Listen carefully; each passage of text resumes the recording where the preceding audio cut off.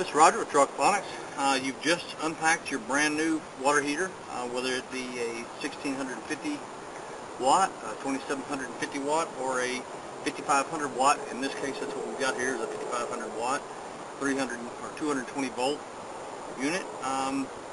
What you get out of this is what we call our beast heater. It is pretty extreme for the heating power it has compared to our 1650 watt. Anyway, there's a few changes.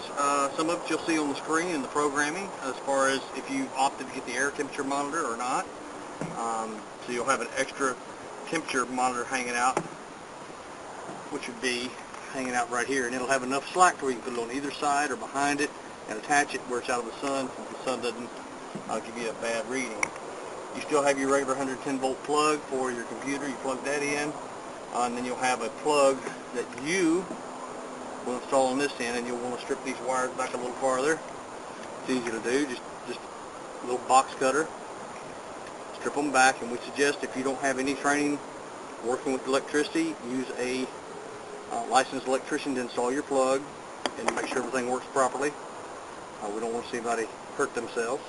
Just peel those back, strip them where they need to be stripped, install them on your new plug, and that's what plugs into your wall plug. And it has to be a 220 volt 30 amp rated plug to fit inside code.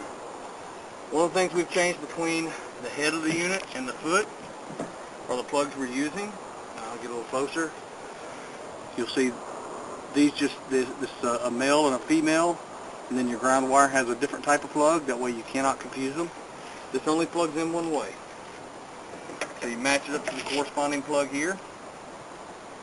I'm only going to do one of them just to show you how it goes together. Slip it together, and then we will provide just a little bit of electrical tape. Find the end, get it started off. Cut that little piece of tape loose carefully, not to cut so as not to cut your finger. And you will wrap the joint of those two plugs. This is not to keep it together, but to keep them from touching each other, which they should not do because everything is a different length. But just to make sure you're in your mind you're safe, that's what we want you to do. So then you got one more plug to do that with for the power, and then one plug for the ground. Like the others, they just slip together. This one you do not have to wrap with electrical tape, but you can if you like. When it's all done, you want your heating element to point to the back of the unit. So the front will be where your screen and your dial are. So you want it pointing away, and you want to push these together to where your wires stay inside the tube. And you can even stand this up once you get it done and just push down to give it a little extra push to the bottom. Now, this should be pointing straight away from the back, or if you need to turn it, that's perfectly okay. So if your tank is set up such where you need it at a bit of an angle, it's not a big deal. Once that's done, lay it back down, and you'll see you've got three pieces of PVC, a 90 and two straight pieces. These are numbered inside the pipe. We put them on the inside so that it doesn't show on the outside after you put the unit together. You got one, the 90 will always be 2. Hope you see that or not. And then the last piece will be numbered 3 on the inside. So you look inside here and you can see the numbers. Number 1 goes on first, obviously, or we hope obviously. Just slip it over your cord, put it in place. Number 2 is your 90. Once again, slip it over. And with the 220 volt unit, you will want to do this before you put your plug on, alright? Because you won't be able to get your plug through the pipe. And then your third piece is what holds your heater to the actual tank. Once that's in, you're done. Get your plug on, plug this in, pull your tape loose here. Let me do that right quick. It's just a little piece of masking tape, maybe painter's tape or electrical tape, whatever we have on hand when we do this.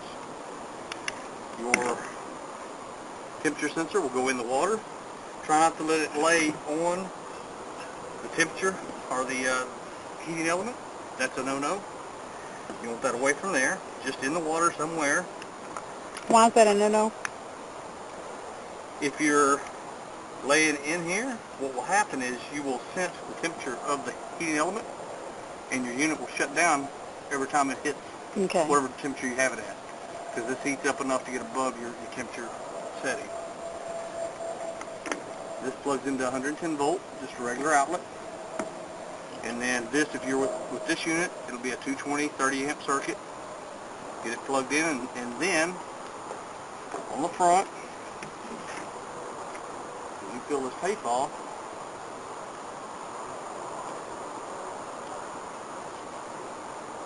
you'll have a little screen cover here. You peel that back, you'll see the digital readout. For this particular model, a unit that got ordered, it does not have the air monitoring sensor. So what you'll see is on the top line, the water temperature, which you can see in the pictures we have on the website, and on the bottom it'll have your settings. So as you change this dial, the T-set number will change, and you can go from 0 to 90. What it does when it heats up, when it gets to 90, it actually goes past 90 to 93. It goes 3 degrees past, and it shuts down and allows the water to cool back down below 90. Gets below 90, it cuts back on, or whatever temperature it is. If you have it set at 70, it goes to 73, cuts off, and then cools back down to below 70 and cuts back on. And that's basically it.